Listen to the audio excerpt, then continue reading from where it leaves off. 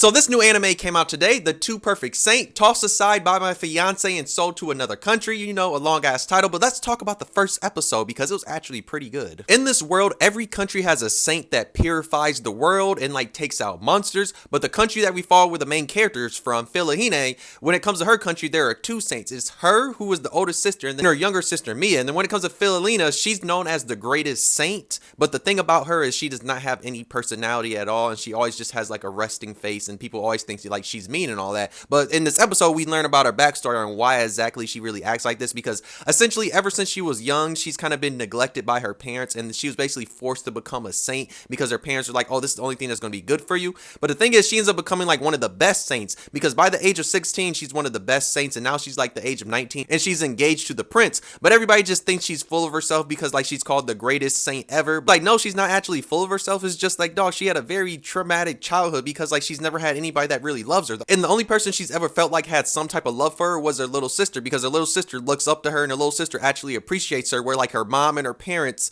they do her dirty and they do not care about her. So the only person that she ever feels happy in her house being around is her little sister, because her little sister doesn't just like treat her like a piece of dirt like everybody else does. As you can tell from the title, the prince breaks up their engagement mainly because he does not want to be with her, because like he thinks she's full of herself and like she shows no emotion. So he wants her little sister. He's like, oh, your little sister, we better. And then her parents sell her out and they sell her to a whole nother country. But we see at the end of the episode, it looks like the other country she's getting sold to, it seems like they actually are probably gonna like respect her and not treat her like the way like her parents did and like the way the prince did. So it's looking like maybe she might get a better life when it comes to when she goes to that other country. And it looks like she might even like start enjoying life, because like it looks like the prince or whoever that is right there probably is gonna start treating her better, and she's probably gonna start smiling again. And I think that's how this anime is probably gonna turn out. But I really did enjoy this first episode. I'm looking forward to seeing what's gonna happen for the rest of the series. But if you saw this first episode, let me know how you feel about it. If you haven't seen it, why not check it out? You can watch it on Crunchyroll. You can hop on a pirate ship and watch it that way too, though.